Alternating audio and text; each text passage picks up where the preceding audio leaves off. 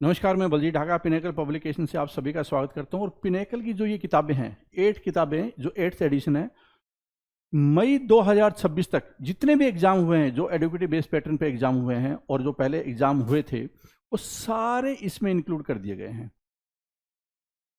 इसका मतलब क्या है कि मार्केट में सबसे लेटेस्ट किताब है, पिनेकल की किताब है 8th एडिशन। कहां तक अपडेटेड है? मई 2026 तक अपडेटेड है। सारे कंटेंट अपडेटेड कर दिए गए हैं।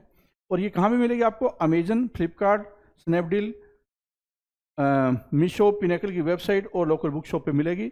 और कौन कौन सी किताबें होते हैं 8th एडिशन की? Math, reasoning, English, GS. तो जीएस में कौन सी है? 6500, जिसमें सारे क्वेश्चन कवर है equity based, educative based pattern पे। उसके बाद ये हिंदी मीडियम, इंग्लिश मीडियम दोनों में आती है, अलग अलग आती है। मैथ की किताब है ये 6800, रीजनिंग की 7200 वाली किताब है चैप्टर वाइज, ठीक है। फिर इंग्लिश की किताब है ये 7600। तो ये किताबें लेकर आप अपनी तैयारी को बेटर बना सकते हैं। जितने भी एसएससी के एग्जाम होंगे आगे, उसके लिए मोस्ट रेलिवेंट कंटेंट आपको दे दिया गया है। नीचे डिस्क्रिप्शन में लिंक दिया हुआ है, आपको इमीडिएटली किताब खरीदनी चाहिए और तैयारी करनी चाहिए। एसएससी सीजीएल है, सिलेक्शन पोस्ट है, सीएचएसएल है, एमटीएस है, स्टेनो है, जो भी एग्जाम एसएससी कंडक्ट करती है उसके लिए मोस्ट रेलिवेंट बुक है। All the best.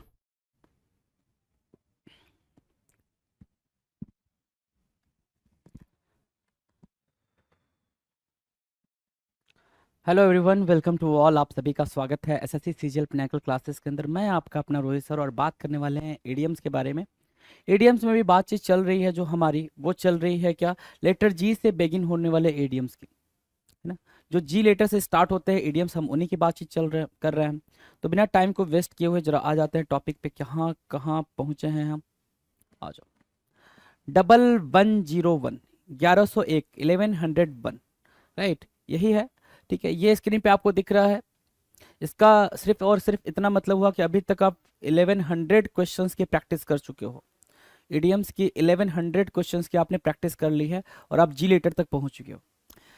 Gate down to business, क्या करना भाई? Get down to business, focus करना भाई कहाँ? अपने बिजनेस पे। अपने बिजनेस पे फोकस करने का मतलब क्या हो गया भाई? बिजनेस मतलब टास्क, टास्क या फिर work,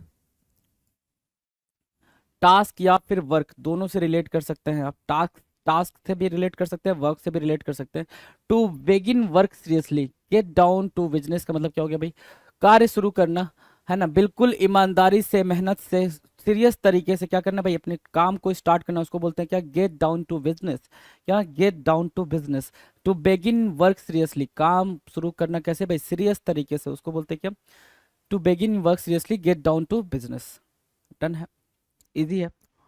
giving a piece of one's mind, अपने दिमाग का एक पीस दे देना किसी को, अपने दिमाग का एक टुकड़ा दे देना किसी को। मतलब क्या? बहुत ही गुस्से में किसी को डांटना। क्या? बहुत ही गुस्से में डांटना, ठीक है। बहुत ही गुस्से में क्या करना भाई? डांटना। उसको क्या बोलते हैं? Giving a piece of one's mind, अपना दिमाग किसी को दे देना इज कॉल्ड बहुत ही गुस्से में काटना। स्पीक शार्पली, है ना। बहुत ही तेजी से बोलना, मतलब क्या? किसी को गुस्से में डांटना, काइंड ऑफ क्या? गुस्से में डांटना। Give a piece of one's mind. ऊपर क्या था? गेट डाउन टू बिजनेस, अपने काम को बहुत ही सीरियस होके करना। जो भी आप कर रहे हो, जो भी टास्क परफॉर्म कर रहे हो, उसको बहुत ही सीरियस तरीके से करने को क्या बोलेंगे? Give down to business. Clear है? Giving a one piece of mind, one's mind भी हो गया। Now the next, go about या गो अराउंड, क्या करना भाई? गो अबाउट या go around. Go about, go about लिखा आ सकता है या फिर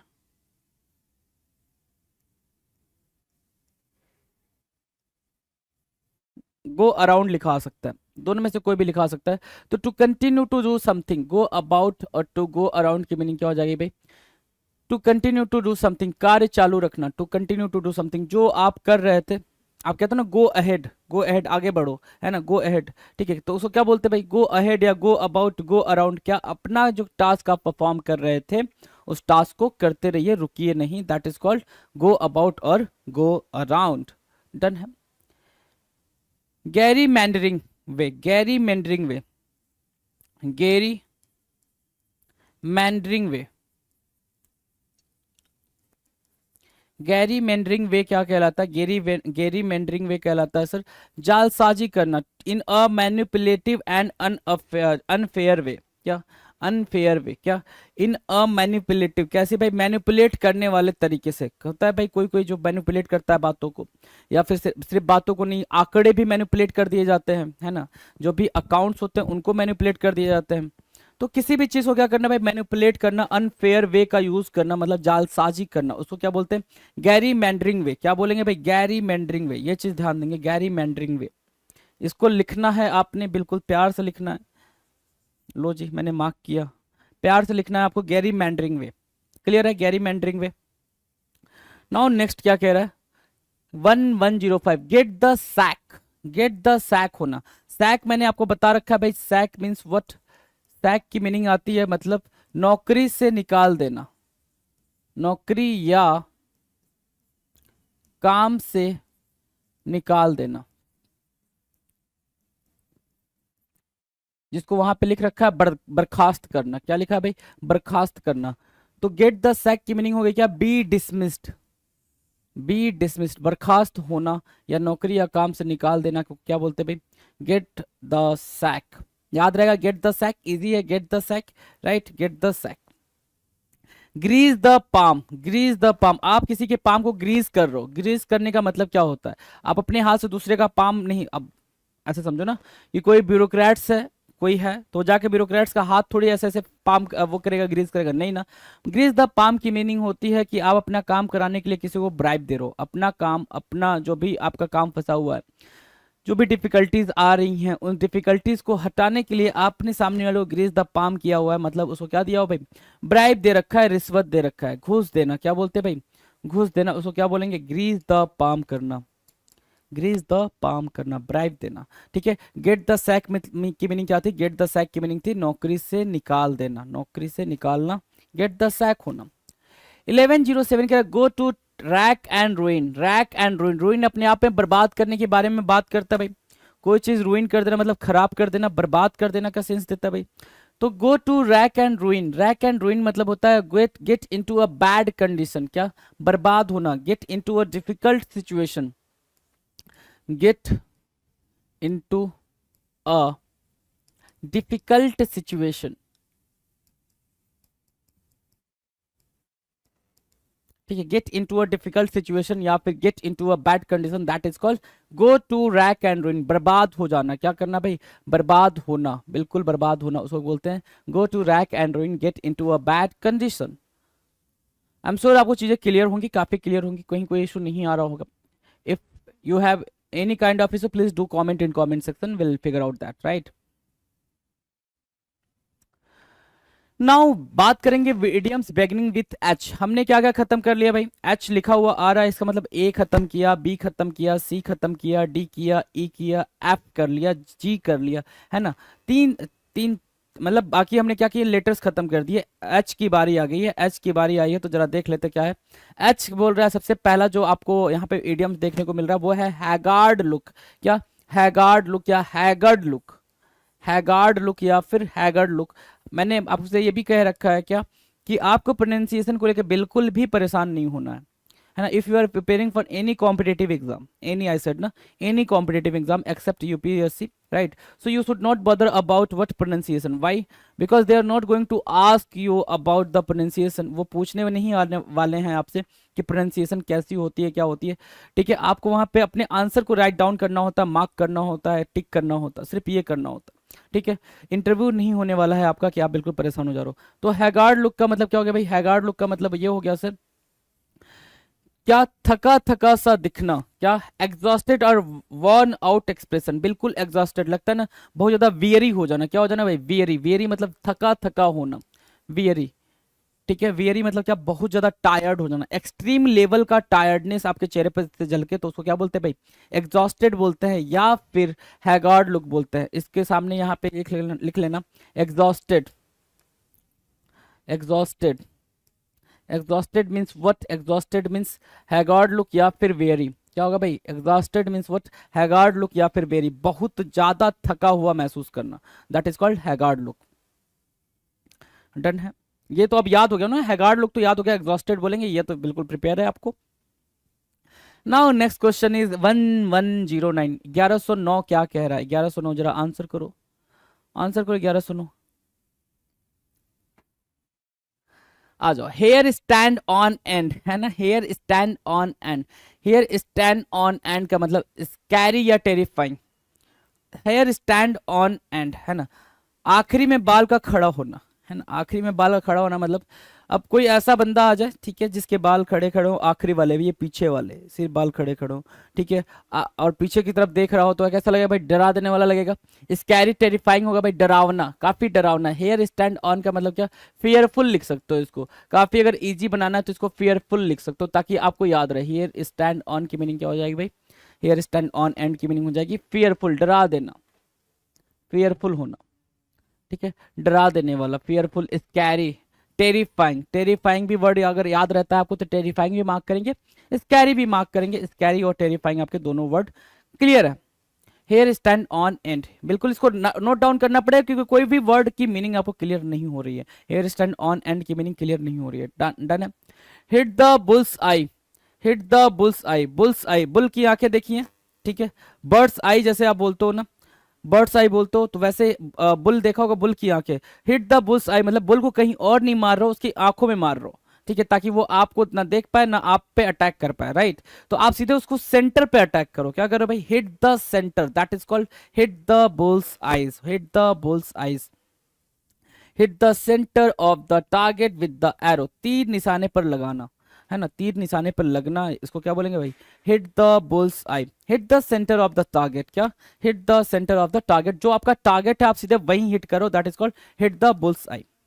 डन है। 1111, आ जाओ। Now the next. 4 टाइम्स 1 है, 4 times 1 1111, 1111। Hit the ceiling, hit the ceiling क्या होता है भाई? Explode with anger, hit the ceiling. मैंने एक प्यारी बात यहां लिखी है आपके लिए, जरा सा मार्क करेंगे इसको भी, हिट द सीलिंग को मार्क करेंगे। बहुत ही प्यारी बात लिखी है मैंने, hit the ceiling, right. Hit the ceiling क्या? एक्सप्लोड विथ एंगर, गुस्से में फूट पड़ना। क्या करना भाई? गुस्से में फूट पड़ना, आप बहुत ज्यादा बर्स्ट हो गए हो, बर्स्ट विथ एंगर, क्या?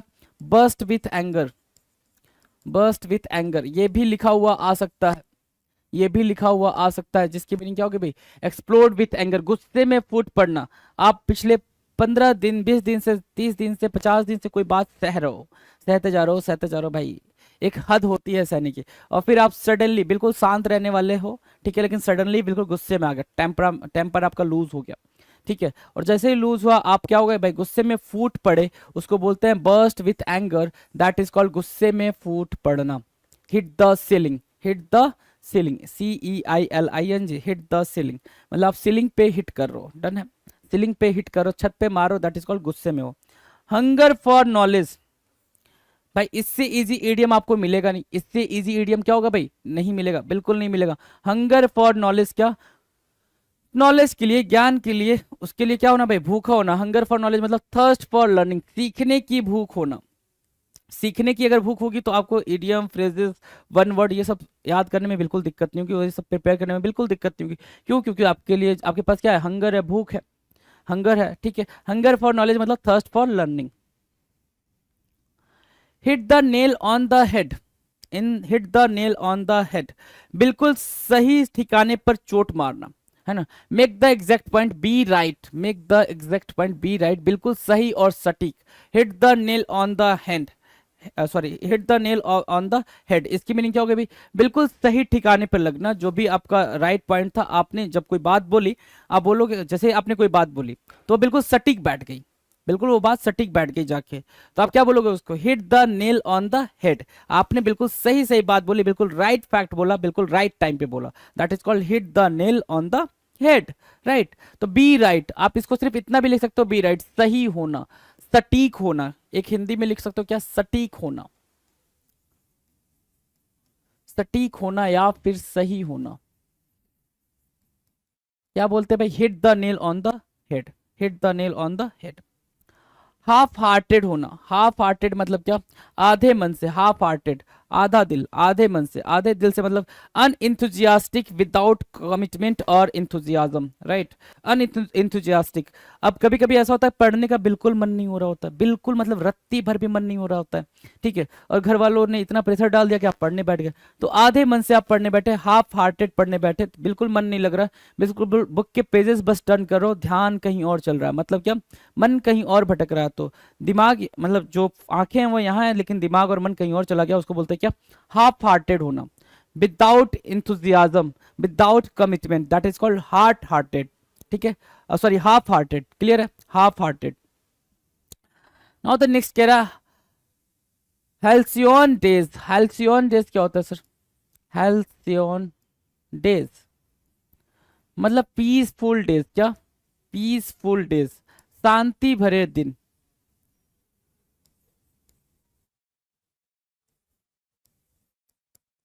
शांति भरे दिन, क्या बोलेंगे भाई, हेल्सियन डेज, शांति भरे दिन, पीसफुल डेज, पीसफुल डेज, शांति भरे दिन, halcyon days. Hit the road, hit the road मतलब टाइम टू लीव, चलने का समय हो जाना, हिट द रोड, है ना, hit the road, time to leave, time to live, time to go, time to leave बोलने से ज्यादा अच्छा आप ये लिखो टाइम टू गो, चलने का समय होना भाई, है ना, चलने का समय होना, हिट द रोड होना, hit the road means what, चलने का समय होना, चलने का समय होना मतलब क्या, हिट द रोड, चलने का समय होना, time to go. Half wit, half wit की मीनिंग क्या हो जाएगा भाई, विट मतलब क्या, विजडम, विट की मीनिंग हो गई विजडम, ठीक है, ठीक है, हाफ विजडम लिख लो जरा, हाफ विजडम लिखा, अगर हाफ विजडम बोला मतलब आधा, सॉरी आधा कैसे लिखते हैं यार, आधा, यस आधा, आधा बुद्धि होना, आधा बुद्धि होना मतलब मंद बुद्धि होना, क्या होना भाई, मंद बुद्धि होना, someone with only half with the normal intelligence of others, बाकी जितने लोगों के पास जो इंटेलिजेंस है सामने वाला बिल्कुल उसका आधा है, बिल्कुल आधा है, तो उसको क्या बोलेंगे, फुलिश बोल सकते हो, स्टूपिड बोल सकते हो, अब यहाँ से सिनोनिम अगर चाहो तो क्या लिख सकते हो, फुलिश लिख सकते हो, ठीक है, या फिर फूल लिख सकते हो, या फिर स्टूपिड लिख सकते हो, है ना, ये सारे सिनोनिम हो गए आपके, हाफ विट, हाफ विट, है ना, hammer it in, hammer it in, keep stressing, है ना, बहुत ज्यादा इम्फेसाइज करना, क्या करना भाई, इम्फेसाइज करना, उसको क्या बोलते हैं भाई, उसको बोलते हैं हैमर इट इन, क्या करना भाई, कीप स्ट्रेसिंग, बहुत ज्यादा जोर देना, क्या करना भाई, बहुत ज्यादा जोर देना,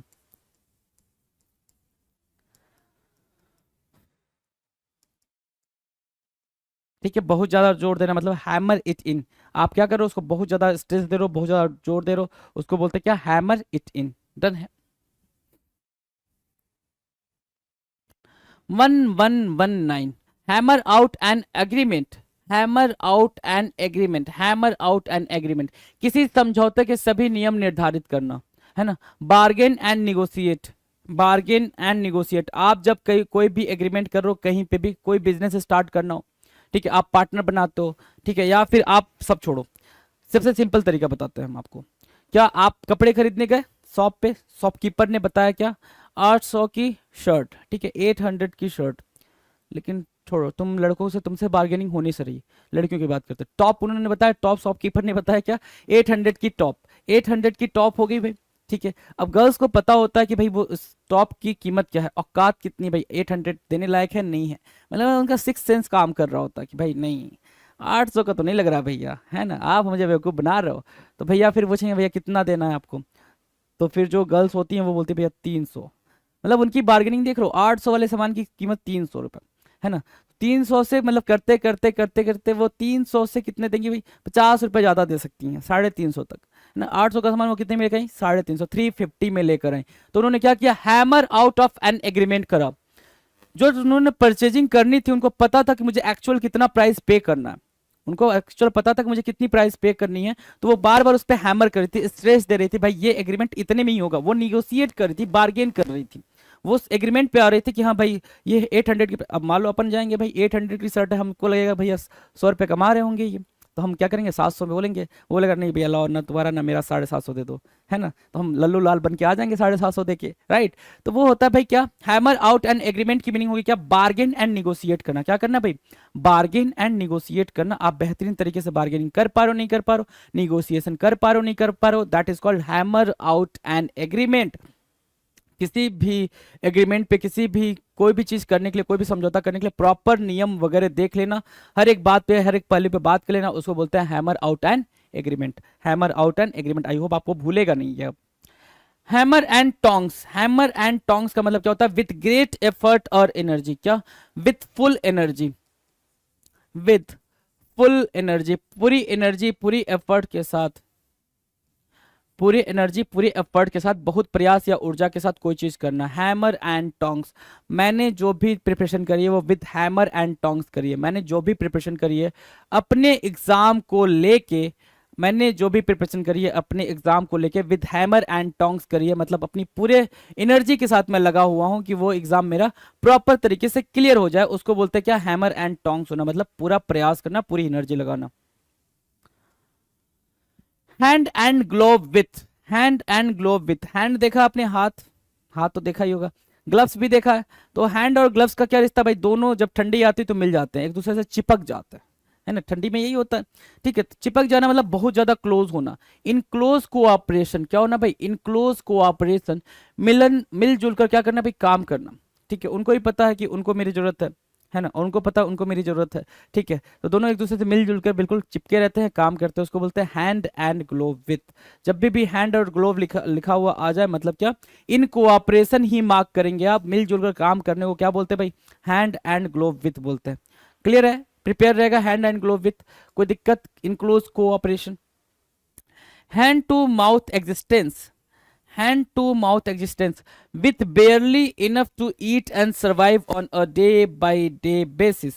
hand to mouth existence का मतलब क्या होता है भाई, मुश्किल से गुजारा होना। क्या, मुश्किल से गुजारा होना, मुश्किल से गुजारा होना, मुश्किल से गुजारा होना, उसको क्या बोलते हैं भाई, हैंड टू माउथ एग्जिस्टेंस। क्या, hand to mouth existence, with barely enough to eat, मुश्किल से कुछ खाने को है, एंड सर्वाइव, सर्वाइव करने को on a day by day basis, हर दिन की यही कहानी है कि किसी तरह से गुजर बसर करना, किसी तरह गुजर बसर करना, हैंड टू माउथ होना। क्या होना भाई, हैंड टू माउथ होना, मतलब किसी तरह गुजर बसर करना, गुजारा चलना। 1 1 2 3 क्या बोल रहा है, हैंड पिक्ड होना, किसी समूह में सबसे बढ़िया होना।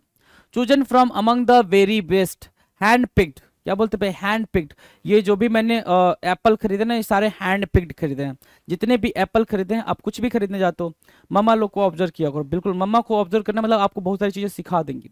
मम्मा क्या करते हैं, मम्मा जाते हैं, ठीक है, आप पोटैटो ले रहे हो, टोमेटो ले रहे हो, वट जो भी आपको लेना, ठीक है। तो जो शॉपकीपर होता है, शॉपकीपर कहता है लाओ लाओ मैं निकाल के देता हूँ, मम्मा लोग उसको मना करते हैं, तू रहने दे भाई, तू मेहनत नहीं करेगा, मैं मेहनत कर लूंगी, मैं सब्जी ले रही हूँ, मैं मेरी सब्जी ढूंढ लूंगी। मामा बिल्कुल आराम आराम से उठा रहे होते हैं, बिल्कुल आराम आराम से।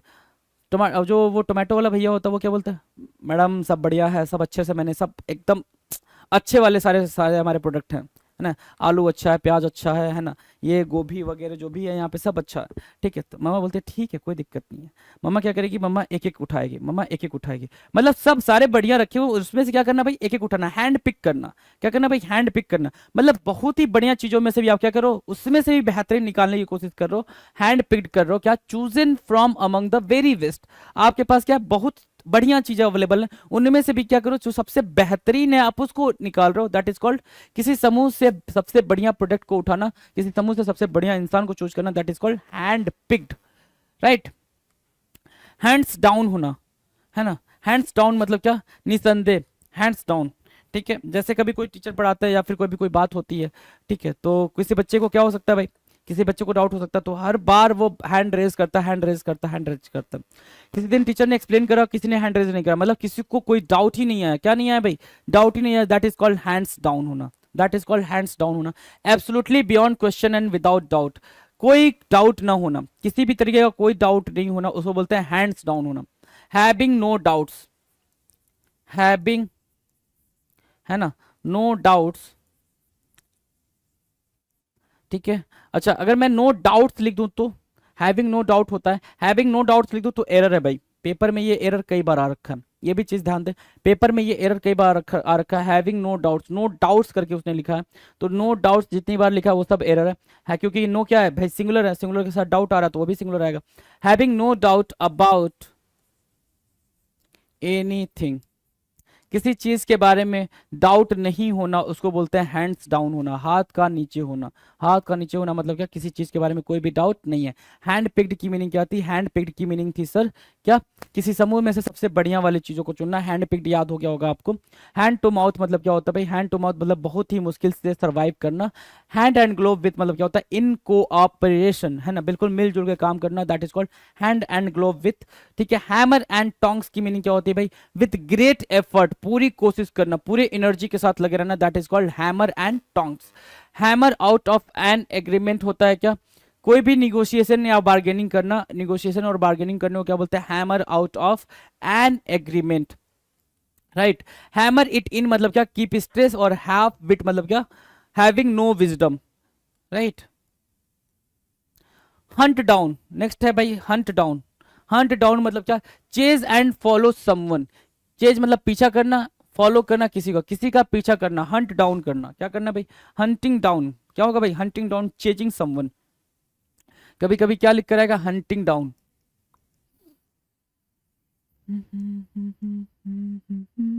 हंटिंग डाउन मतलब क्या, chasing down, chasing down, right, chasing down, किसी का पीछा करना, किसी का क्या करना भाई, पीछा करना। बहुत ही जबरदस्त तरीके से आप चीजों को सीख रहे हैं, तो उन जबरदस्त तरीकों को आप मेंशन करके रखा करें जी। है हंटिंग, हंट डाउन मतलब क्या, hunting down, chasing down, chase and follow someone, right, have a say in the matter, have a say in the matter, be able to express your opinion to help in deciding on something, be able to express your opinion, कोई चीज decide होने में अपना opinion रखना, अपनी बात रखना, that is called have a say, कुछ कहना, in the matter, matter मतलब कोई भी मैटर है, कोई बातचीत है उसमें, राइट, किस कोई भी डिसीजन लेना है, कोई भी बातचीत चल रही है घर में, तो उसमें अपनी बात कहना, अपनी राय रखना, that is called have a से। अ से मतलब कुछ कहना, अ से मतलब क्या, कुछ कहना इन द मैटर, मैटर में। तो यहाँ से तो क्या मीनिंग एक्सट्रैक्ट हो जा रही है, यहाँ से क्या हो रही है भाई, मीनिंग एक्सट्रैक्ट हो जा रही है। अगर मीनिंग एक्सट्रैक्ट करना चाहो तो क्या कह रहा है, have a say in the matter, किसी भी मैटर में अपनी बातचीत रखना, अपनी राय रखना कहलाता है क्या, have a say in the matter. Be able to express your opinion to help in deciding on something, that is called अपनी बात रखने में सफल होना, अपनी बात रखने में सफल होना, डन है। 1127, hive of activity, hive, hive of activity, hive of activity की मीनिंग क्या हो जाएगी भाई, hive of activity, hive of activity की मीनिंग हो जाएगी किसी स्थान पर बहुत गतिविधि का होना, किसी स्थान पर बहुत ज्यादा गतिविधि का होना कहलाता है क्या, hive of activity. Too much activity होना, क्या होना भाई, टू मच एक्टिविटी होना मतलब बहुत ज्यादा क्या होना भाई, एक्टिव, एक्टिव रहना, उसको बोलते हैं क्या, किसी स्थान पर बहुत गतिविधि का होना, too much activity. Hang by a thread, hang by a thread, अब ऐसे ध्यान दो, ये पोल है, ये पोल है, ठीक है, ये एक रोप मान लो या थ्रेड मान लो, ठीक है, ये पोल 2 हो गया, ये पोल 1 हो गया, है ना, ठीक है, ये रोप या थ्रेड है, ठीक है, और ये कोई बालक है, कहाँ पे भाई, इस पोल पे, इस पोल पे ये बालक है। आपने देखा है ये कारनामा कराते हुए, है ना, छोटे छोटे बच्चे होते हैं, ठीक है, घूम घूम के गाना गा रहे होते हैं, पैसे मांगने की कोशिश करते हैं, दे आर बेसिकली नोमैड, है ना, नोमैड होते हैं, उनके पास कुछ प्रॉपर सेटलमेंट नहीं होता है, इधर उधर घूमते रहते हैं, राइट, तो वो उनको नोमैड बोलते हैं, जो इधर उधर घूमते रहते हैं, जिनके पास प्रॉपर जॉब नहीं होती है, सेटलमेंट नहीं होता, राइट। तो क्या कर रहे होते हैं भाई, ये पतली सी जो रस्सी होती है जिसपे वो चल रहे होते हैं, मतलब ये बंदा यहाँ से चला होगा, यहाँ तक पहुंचा, यहाँ तक जाना है उसको, या फिर पोल 1 से चला होगा, पोल 2 तक पहुंचना है, यहाँ तक चल चल चुका। तो आप देखते हो कि उनके सर पे बर्तन वर्तन भी रखे होते हैं, बर्तन वर्तन भी यहाँ तक रखे होते हैं, राइट। तो वो क्या कर रहे हैं भाई, उन्होंने क्या उठा रखा है, उन्होंने रिस्क ले रखा है ना, जो रिस्क लेने की बात करते हैं, डेंजर लेने की बात करते हैं, खतरे की बात करते हैं, उसी को बोलते हैं हैंग बाय अ थ्रेड, एक थ्रेड पर लटके होना, एक थ्रेड पे क्या लटके होना, उसको क्या बोलेंगे भाई, क्या बोलेंगे, ये वाला पूरा पूरा याद रखोगे आप, पूरा पूरा सिनेरियो तो याद रहेगा। हैंग बाय अ थ्रेड का मतलब क्या होता है, be in a risky situation, जोखिम में होना, be in a risky situation, बहुत ज्यादा खतरे में होना, उसको क्या बोलेंगे, हैंग बाय अ थ्रेड, क्या बोलेंगे, हैंग बाय अ थ्रेड बोलेंगे, डन है। Be in a risky situation, या फिर be in a danger.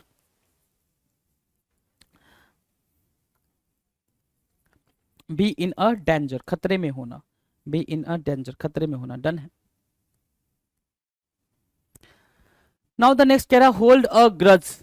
Hold a grudge, hold a grudge, grudge मतलब क्या होता है भाई? एंगर, है ना, एंगर, एंगर। एनिमोसिटी, ठीक है, एनिमोसिटी, एनिमोसिटी, ठीक है। एनमिटी, ठीक है। हॉस्टाइल, ठीक है। ये सारे के सारे सिनोनिम हो गए, ये सारे के सारे क्या हो गए? सिनोनिम हो गए। ग्रज मतलब क्या? एंगर रखना, एनिमोसिटी रखना, एनिमिटी रखना, या हॉस्टाइल रखना। मतलब क्या? होल्ड अ ग्रज का मतलब resentment against someone for something, कोई बात को लेके किसी के लिए क्या रखना भाई? गुस्सा रखना। कोई बात लेके क्या रखना भाई? गुस्सा रखना। ग्रज विथ होता है क्या? Hold a grudge with, hold a grudge with की मीनिंग क्या होगा भाई? Resentment against someone for something, resentment against someone for something is called hold a grudge with. अच्छा, ग्रज लिखा हुआ है, ग्रज के बाद विथ भी प्रीपोजिशन आ सकती है, ये चीज भी ध्यान देके चलेंगे। होल्ड अ ग्रज लिखा हुआ, ग्रज के बाद विद प्रीपोजिशन लिखी हुई आ सकती है, ये चीज भी आप बिल्कुल ध्यान देंगे। Resentment against someone for something that is called, मन में कड़वाहट होना। क्या? मन में कड़वाहट होना, किसी के लिए क्या होना भाई? किसी के लिए गुस्सा होना, कोई चीज बुरी लग गई हो तो उसको बोलते हैं क्या? Hold a grudge. कहते हैं भाई कोई कोई क्या बहुत दिन तक मन में कड़वाहट लेके चल रहा होता, बात नहीं कर रहा होता, अरे भाई बात कर ले, क्या पता बात करने से बात बन जाए, मामला सुलझ जाए, है ना। मामला को सलटाना होता है भाई। हॉब्सन्स चॉइस, हॉब्सन्स चॉइस मतलब कोई विकल्प नहीं होना। Having no alternatives, having no choice. Hobson's choice का मतलब क्या हो गया भाई? हैविंग नो चॉइस, और हैविंग नो ऑल्टरनेटिव्स, या फिर ऑप्शन, हैविंग नो ऑप्शन, ये भी मार्क कर सकते हो। हैविंग नो चॉइस या having no option, that is what? Hobson's choice. क्या बोलेंगे भाई? नो ऑल्टरनेटिव्स, कोई भी विकल्प नहीं होना, कोई भी विकल्प नहीं होना, उसको बोलते हैं Hobson's choice. 1131, hold anything against someone, hold anything against someone, anything मतलब क्या? वही grudge, right. To dislike someone for something that he did to you, किसी के लिए मन में बैर रखना। होल्ड एनीथिंग, कुछ भी रखना, होल्ड एनीथिंग, कुछ निगेटिव सेंस में रखना, उसको बोलते क्या? Hold anything against someone. किसी के लिए कुछ बुरा रखना, उसको बोलते क्या? Hold anything against someone. Mark करेंगे, मार्क करेंगे भाई इसको जरा।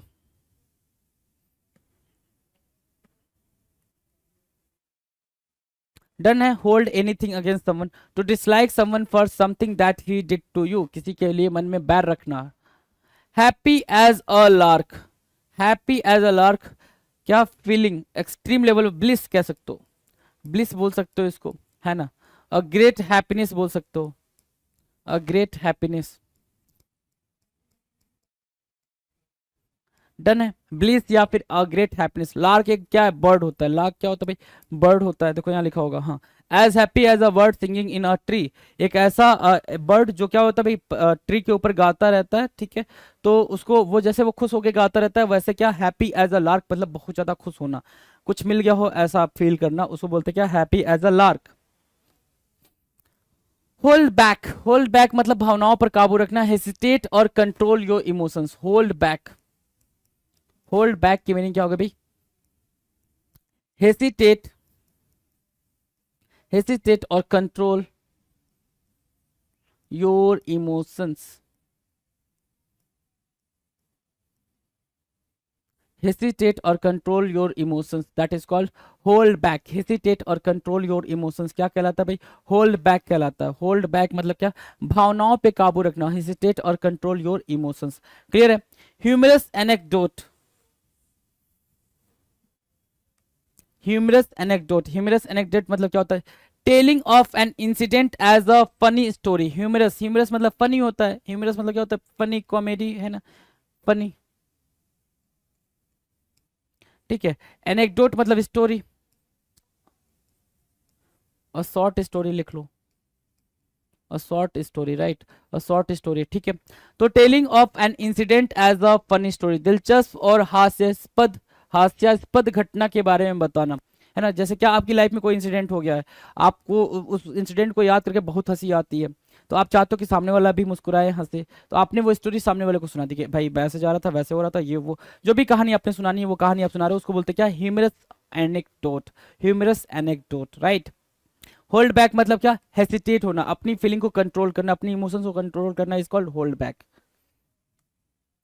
1135, hold on tight, hold on tight, hold your seat or you don't fall, sorry, hold your seat so you don't fall off, जोर से पकड़ कर बैठना, hold on tight।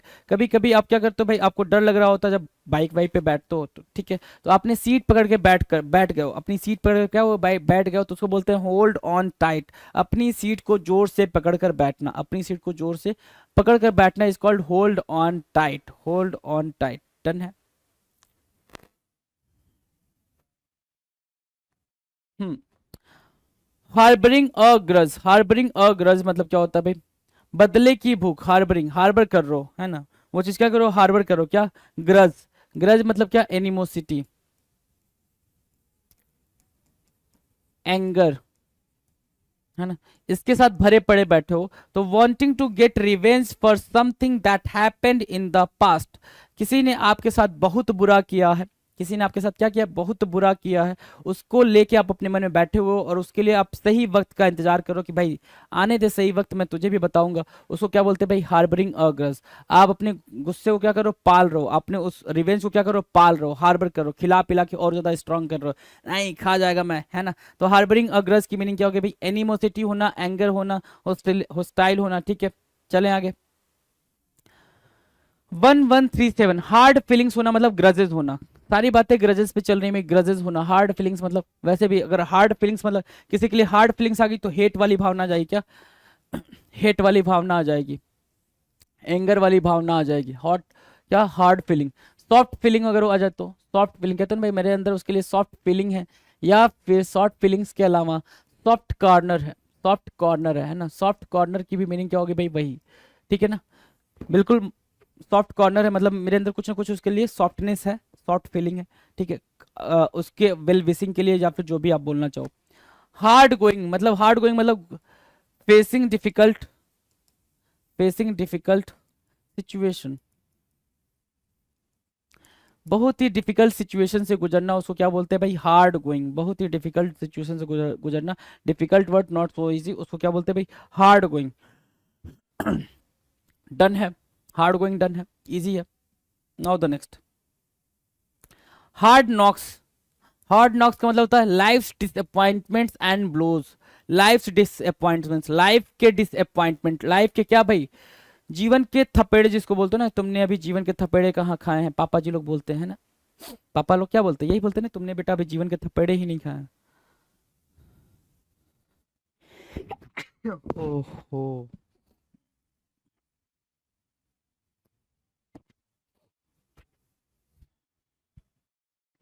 सॉरी, चलो, हार्ड नॉक्स याद रहेगा भाई, हार्ड नॉक्स की मीनिंग क्या होगी, लाइफ डिसअपॉइंटमेंट्स एंड ब्लोज, जीवन के थपड़े, लाइफ के डिसअपॉइंटमेंट्स, असफलताएं एंड ब्लोज, ठीक है।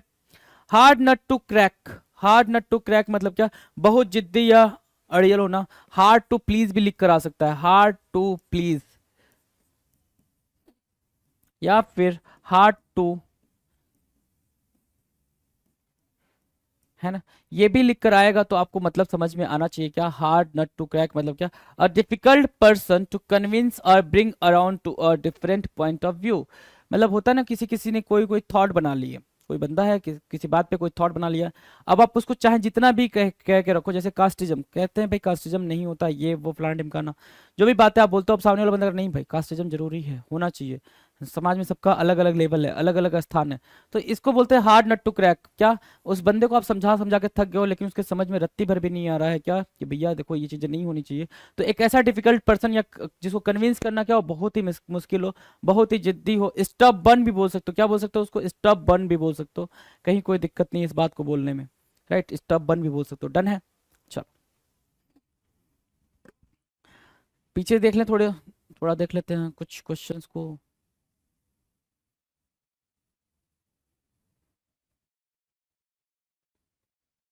हैमर आउट एन एग्रीमेंट का मतलब होता है बार्गेन एंड निगोशिएट करना। हैमर आउट एन एग्रीमेंट की मीनिंग क्या होगा भाई? क्या करना भाई? बार्गेन एंड निगोशिएट करना। Hammer and tongs, hammer and tongs की मीनिंग क्या होगी भाई? With great effort with full energy, that is called hammer and tongs, है ना। हैंड एंड ग्लोव विथ मतलब इन कोऑपरेशन विथ, है ना, बिल्कुल मिलजुल के काम करना, that is called hand and glove with. Hand to mouth existence मतलब क्या? बहुत ही बुरी कंडीशन से गुजरना, बहुत ही मुश्किल से गुजारा हो पाना, है ना, बहुत ही मुश्किल से खाने पीने की चीजें अवेलेबल हो पाना, उसको क्या बोलेंगे भाई? Hand to mouth existence. Hand picked मतलब बहुत सारी अच्छी चीजों में से सबसे बेहतरीन वाले को चूज करके निकालना भाई। कई सारी अच्छी चीजों में से सबसे बेहतरीन वाले चूज को निकालने को क्या बोलते हैं? हैंड पिक्ड करना। हैंड्स डाउन की मीनिंग क्या होगी भाई? Absolutely beyond question and without doubt, having no doubt and about anything. Hands down का मतलब क्या? किसी भी तरीके का कोई कंफ्यूजन, कोई डाउट नहीं होना, कोई संदेह नहीं होना, कोई क्वेश्चन नहीं होना, that is called hands down होना। हंट डाउन क्या होता है भाई? हंट डाउन मतलब चेज एंड फॉलो समवन, किसी का पीछा करना। हंटिंग डाउन भी बोलते हैं, हंट डाउन भी बोलते हैं। तो हंटिंग डाउन आपके सामने है, चेजिंग डाउन, है ना। Have a say in the matter, have a say in the matter मतलब किसी कोई बातचीत, कोई डिस्कशन में अपनी बात रखना और सफलतापूर्वक अपनी बात रखना, उसको बोलते हैं हैव से इन द मैटर, कि आपकी बात सुनी जा रही है, आपकी बात एक्सेप्ट भी की जा रही है। हाइव ऑफ एक्टिविटी की मीनिंग क्या होगी? हाइव ऑफ एक्टिविटी की मीनिंग होती है कोई भी ऐसी सिचुएशन जहां पे, या फिर कोई ऐसा प्लेस जहां पे बहुत ज्यादा एक्टिविटी चल रही है, टू मच एक्टिविटी, किसी स्थान पर बहुत गतिविधि का होना, उसको बोलते हैं क्या? Hive of activity. Hang by a thread in a क्या डेंजर, इन अ डेंजर या फिर इन अ रिस्की सिचुएशन, उसको बोलते हैं क्या? हैंग बाय अ थ्रेड, एक धागे पे लटकना, उसको बोलेंगे क्या? बहुत ही रिस्की सिचुएशन में होना, बहुत ही खतरे में होना, hang by a thread. Hold a grudge, किसी के लिए अपने मन में कुछ दुर्भावना रखना, बुरा रखना, उसको बोलते हैं होल्ड अ ग्रज। नफरत रखना, उसको बोलते हैं क्या? Hold a grudge. Hobson's choice की मीनिंग क्या होती है? हैब्सेंस चॉइस की मीनिंग होती है मतलब हैविंग नो ऑप्शन, कोई भी विकल्प नहीं रखना, कोई भी ऑप्शन नहीं होना, कोई भी चॉइस ना होना, उसको बोलते हैं क्या? Hobson's choice. Hold anything against someone, वही वापस से एनिमोसिटी, एंगर रखना, किसी के लिए क्या रखना भाई? बुरा रखना अपने दिल में, उसको बोलते हैं क्या? होल्ड एनीथिंग अगेंस्ट समवन, किसी के लिए कुछ बुरा सोचना, बुरा रखना। हैप्पी एज अ लार्क, जितना खुश एक लार्क बर्ड होता है सिंगिंग करते टाइम, उतना ही खुश आप अपनी लाइफ में हो, उसको बोलते हैं क्या? Happy as a lark. 1133 क्या कह रहा है? होल्ड बैक, होल्ड बैक मतलब to control your own emotion, है ना, अपनी इमोशन को क्या करना भाई? कंट्रोल करना, एक्सप्रेस करने में हेसिटेट करना, उसको बोलते हैं क्या? Hold back. Humorous anecdote, humorous anecdote मतलब क्या? ह्यूमरस मतलब फनी, एनेक्डोट मतलब कहानी, तो अपनी कोई भी कहानी को आप बिल्कुल फनी वे में सुना रहे हो, telling of an incident as a funny story, that is called humorous anecdote. Hold on tight, hold your seat so you don't fall off, है ना, अपनी सीट को बहुत जोर से पकड़ के बैठना ताकि आप गिर ना जाओ, उसको बोलते हैं hold on tight. Harbouring a grudge मतलब क्या? अपने गुस्से को पालना ताकि आप किसी को बुरा कर सको इन फ्यूचर। रिवेंज लेने के मन में मतलब से वेट करना, रिवेंज लेने के लिए आप टाइम का वेट करो, that is called harbouring a grudge. Hard feelings होना, हार्ड फीलिंग्स मतलब ग्रजेस का होना, शिकायतों का होना, एनिमोसिटी का होना, एंगर का होना, उसका क्या, उसको क्या बोलते हैं? हार्ड फीलिंग्स बोलते हैं, right. Hard going, difficult situation से, डिफिकल्ट टास्क से गुजरना, उसको बोलते हैं क्या? हार्ड गोइंग बोलते हैं। हार्ड नॉक्स, हार्ड नॉक्स मतलब लाइफ के डिसअपॉइंटमेंट, जीवन के थपड़े, life disappointment means what? Hard knocks. आगे दे रखा hard nut to crack, hard nut to crack मतलब एक ऐसा पर्सन जिसको मनाना बहुत ही मुश्किल हो, जिसको उसकी बात से हटाना बहुत मुश्किल हो, हार्ड टू प्लीज या फिर hard to convince, hard nut to crack होता है।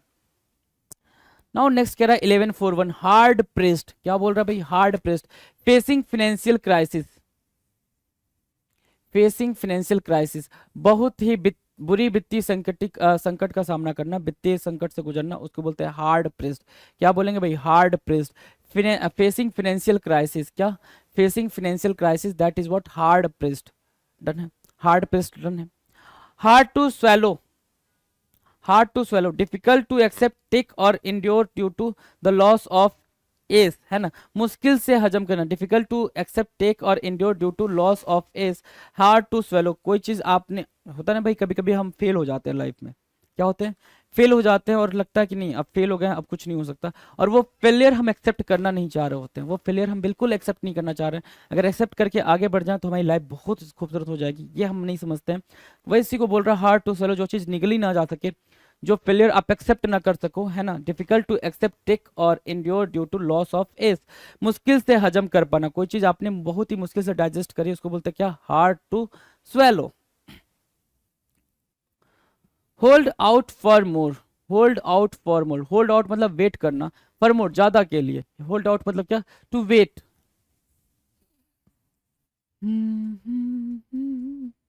To wait, hold out means what, to wait for more ज्यादा के लिए, wait until one gets a better offer, बेहतर प्रस्ताव का इंतजार करना, ज्यादा बेटर के लिए क्या करना भाई, इंतजार करना, होल्ड आउट फॉर मोर कहलाता है क्या, ज्यादा अच्छे ज्यादा बेहतर प्रस्ताव के लिए क्या करो आप, इंतजार करो, होल्ड आउट फॉर मोर कहलाएगा, hold out for more.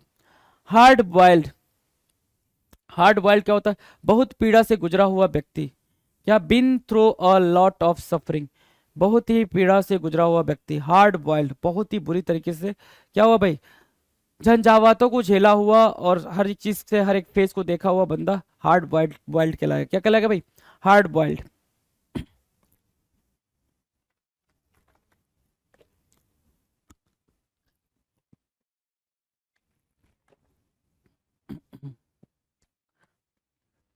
Hard boiled, ठीक है। चलो, होल्ड आउट फॉर मोर और हार्ड बॉइल्ड। 1145 कह रहा हार्ड फॉट बैटल, कठिन लड़ाई, हार्ड फॉट बैटल, हार्ड मतलब कठिन, फॉट मतलब लड़ाई, है ना, फॉट मतलब लड़ाई, बैटल, ठीक है, हार्ड फॉट बैटल ना,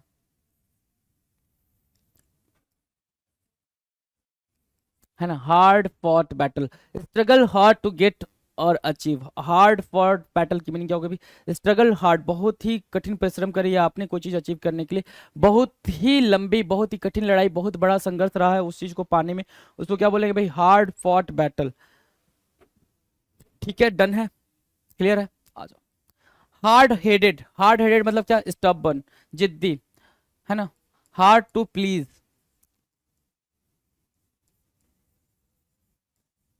या फिर hard to convince, hard to convince,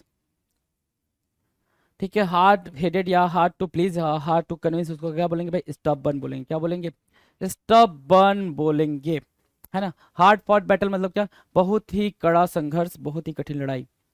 harmless lie, a lie told that hurts no one और does no harm, harmless lie मतलब जो ऐसा झूठ जो किसी का नुकसान ना करे, जिस झूठ से किसी का भला हो जाए, है ना। देखो भाई, पॉजिटिव और निगेटिव बातें अब ध्यान से सुनना, जिस झूठ से किसी का भला हो जाए, जिस झूठ से किसी का नुकसान ना हो,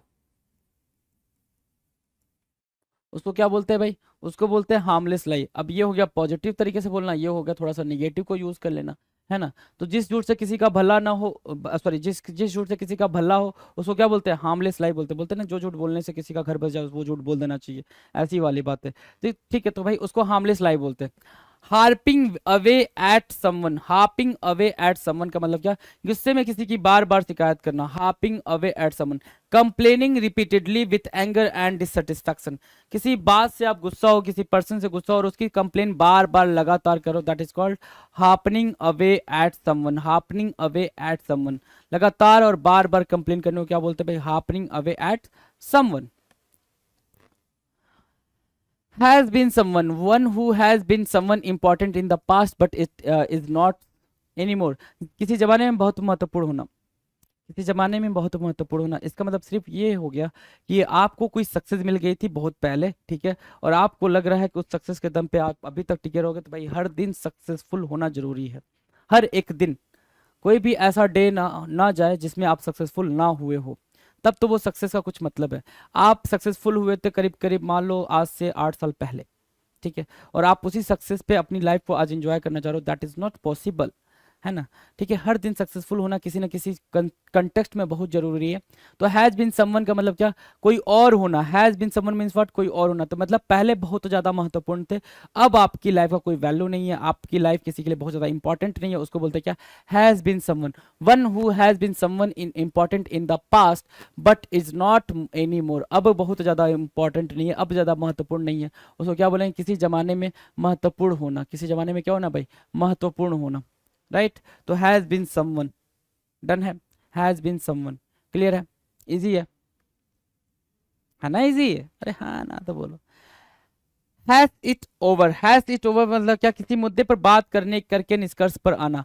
अर्ग्यू it out to try to argue, है ना, argue it out to try to, sorry agree not argue, argue it out to try to agree मतलब किसी चीज को मनाने के लिए, कोई चीज बहस का मुद्दा बनाना कि उस चीज पे सभी लोग एग्री कर जाएं, ठीक है, किसी मुद्दे पे बात करके निष्कर्ष पर आना, that is called has it over.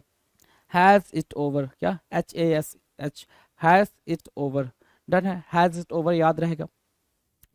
चलो कुछ इंपॉर्टेंट पॉइंटर्स देख लो जरा। हार्ड फॉट बैटल क्या था, हार्ड फॉट बैटल मतलब क्या, स्ट्रगल हार्ड टू गेट और अचीव समथिंग, कोई चीज अचीव करने के लिए आपने बहुत ही कठिन परिश्रम करी है, that is called hard fought battle. Hard headed का मतलब क्या, जिसको मनाना मुश्किल हो, हार्ड टू प्लीज या हार्ड टू कन्विंस, है ना, ठीक है। हार्ड बॉइल्ड मतलब क्या हो गया भाई, बहुत ही अनप्रेजेंट सिचुएशन से गुजरा हुआ इंसान, बहुत ही दुख से गुजरा हुआ इंसान, उसको क्या बोलेंगे, हार्ड बॉइल्ड बोलेंगे, ठीक है। Hard out sorry hold out for more, hold out for मोर की मीनिंग क्या हो जाएगी, होल्ड आउट फॉर मोर की मीनिंग हो गई भाई कि वेट करना, बहुत ही बेहतरीन के लिए क्या करना भाई, इंतजार करना, उसको क्या बोलेंगे, होल्ड आउट फॉर मोर बोलेंगे, राइट। नेक्स्ट क्या कह रहा है, hard to swallow, hard to swallow मतलब वो डिफिकल्टी या फिर वो आपका फेलियर जिसको निगलना या फिर एक्सेप्ट करना मुश्किल हो, उसको क्या बोलेंगे, हार्ड टू स्वेलो बोलेंगे, कि आप उसको क्या नहीं कर पा, स्वेलो नहीं कर पा। हार्ड प्रेस की मीनिंग क्या हो गया भाई, फेसिंग फाइनेंशियल क्या क्राइसिस, डन है। चलो ऐसा कोई वर्ड नहीं है जो आपको समझ नहीं आया है। 1150 क्वेश्चंस कर चुके हैं, 1150 क्वेश्चन हो चुके हैं। पिनेकल पब्लिकेशन ने लॉन्च कर दिया है SSC GS थ्योरी की किताब 2026-23 के लिए, 4th एडिशन है इसका, हिंदी मीडियम इंग्लिश मीडियम में अलग अलग आती है। क्या खास बात है इसकी मैं आपको बताऊंगा, बहुत यूनिक किताब है। अगर आप SSC एग्जाम्स की तैयारी कर रहे हैं और GS आपका कमज़ोर है या GS की तैयारी करना चाहते हैं तो ये किताब आपके पास ज़रूर होनी चाहिए, इससे थ्योरी समझ सकते हैं आप, ठीक है। और सारे सब्जेक्ट इसमें कवर है, स्टैटिक जीके है, हिस्ट्री है, ज्योग्राफी है, पॉलिटी है, इकोनॉमिक्स है, साइंस है, सब सारे सब्जेक्ट इसमें इंक्लूड कर दिए गए हैं, ठीक है। और जो SSC के एग्जाम है उसके लिए ये मोस्ट रेलिवेंट कंटेंट है। हिंदी मीडियम इंग्लिश मीडियम में अलग अलग आती है ये, और इसमें जो एडुकेटिव बेस्ड पैटर्न है वो भी सारा इसमें इंक्लूड किया गया है। 60 डेज सेल्फ प्रिपरेशन मॉड्यूल है ये। आपको Amazon, Flipkart, Snapdeal, Meesho, pinnacle की वेबसाइट, लोकल बुक शॉप पे ये किताब मिलेगी आपको, और नीचे डिस्क्रिप्शन में लिंक भी दिया हुआ है, आप देख सकते हैं ये किताब। और जो इस किताब की खास बात क्या है कि रिवर्स इंजीनियरिंग के ऊपर आधारित है। कॉन्सेप्ट क्या है, रिवर्स इंजीनियरिंग मतलब जितने एग्जाम में क्वेश्चन आते हैं जैसे एडुकेटिव बेस्ड पैटर्न पे, वो क्वेश्चन के आधार पे पीछे रिवर्स किया जाता है उसको कि भाई इसके ऊपर कौन सी थ्योरी बनती है। मतलब कि क्वेश्चन पहले स्टडी होते हैं, उसके बाद में थ्योरी बनती है, जिससे कि और उसको फिर सीक्वेंस दिया जाता है जिससे कि जो स्टूडेंट है वो एक बेटर ढंग से मोस्ट रेलिवेंट कंटेंट को समझ पाए, क्या है आज के टाइम में किस तरह के क्वेश्चन पूछे जाते हैं, तो थ्योरी भी उसी के अनुसार हो, इरेलीवेंट थ्योरी न पढ़े, वो रेलिवेंट थ्योरी पढ़े। और ये पढ़ने के बाद में जो 6500 MCQ वाली किताब अगर कोई बच्चा करता है तो बहुत ही शानदार तरीके से क्या है उसकी तैयारी हो जाएगी। तो reverse engineering concept, 60 day self preparation module, R&D बहुत स्ट्रॉन्ग की गई है इस किताब पे, और SSC एग्जाम से स्पेसिफिक ये किताब है, मार्केट में ओनली बुक है ये जो SSC एग्जाम से रिलेटेड है।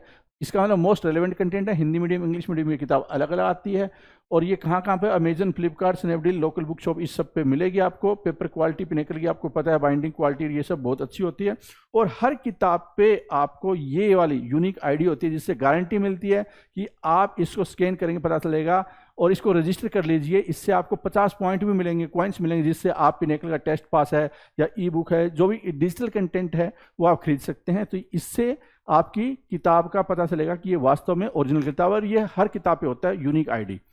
अब मैं आपको इसके इंडेक्स पे भी लिए चलता हूं जिससे आप समझ पाएं, और ये इंडेक्स वीडियो के नीचे डिस्क्रिप्शन में भी दिया हुआ है, पिनेकल की वेबसाइट के ऊपर है, जिससे आपको पता चले कि इंडेक्स और कुछ पेजेस दिए हुए हैं जिससे आपको ये पता चल जाए कि क्या कंटेंट होगा इसमें और किस तरह से इसमें एक्सप्लेन किया गया होगा। तो ये कंटेंट जरूर आप देख लें, इनबॉक्स में ये आपको इंडेक्स है, आपको डिस्क्रिप्शन में मिलेगा और पिनेकल की वेबसाइट पे भी मिलेगा, ठीक है। तो ये हिंदी मीडियम इंग्लिश मीडियम अलग अलग आती है, कॉमा भी फर्क नहीं है, दोनों किताबें बिल्कुल सेम होती है। हिंदी मीडियम इंग्लिश मीडियम की मैं आपको कंटेंट दिखा देता हूँ। देखो पहले स्टैटिक जीके का कंटेंट होगा, ठीक है, उसके बाद स्टैटिक जीके के बाद में कितने चैप्टर, स्टैटिक जीके के लगभग 71 चैप्टर है, 71 चैप्टर। फिर एंशिएंट हिस्ट्री स्टार्ट होता है, उसके बाद में मिडल हिस्ट्री, उसके बाद में आपको मॉडर्न हिस्ट्री, ठीक है, कौन सी चीज़ें कहाँ पे, सारी चीज़ें आपको नजर आएगी। उसके बाद में आपको ज्योग्राफी, ये सारी चीज़ें नजर आएगी, ये देखिए, ठीक है। और ये साथ में क्या, ये नंबर ऑफ डेज कि कौन से दिन ये आप करेंगे, तो आपको स्ट्रक्चर्ड वे में प्रिपरेशन मिल जाती है करने को। बायोलॉजी हो गई, उसके बाद में आप चलेंगे इन्वायरमेंट एंड इकोलॉजी के बाद में फिर ये थ्योरी स्टार्ट हो जाती है। ये इंडेक्स था और ये थ्योरी स्टार्ट हो जाती है। थ्योरी आपको इस तरह से मिलेगी। जो मोस्ट रेलेवेंट कंटेंट है, इसी तरह का एग्जाम में आजकल क्वेश्चन आते हैं। तो पिनेकल की किताब से अगर तैयारी करते हैं, एसएससी से मोस्ट रेलेवेंट किताब बन जाती है एसएससी की। और उसके बाद में आप एमसीक्यू किताब जरूर कर लें, जिससे आपको पता चल जाए कि जो आपने पढ़ा है वो कितना आपको आ रहा है या नहीं आ रहा है। तो इस तरह से आपको क्या मिलेगा, थ्योरी का पोर्शन मिलेगा। ठीक है, नीचे डिस्क्रिप्शन में लिंक दे दिए गए हैं। All the best.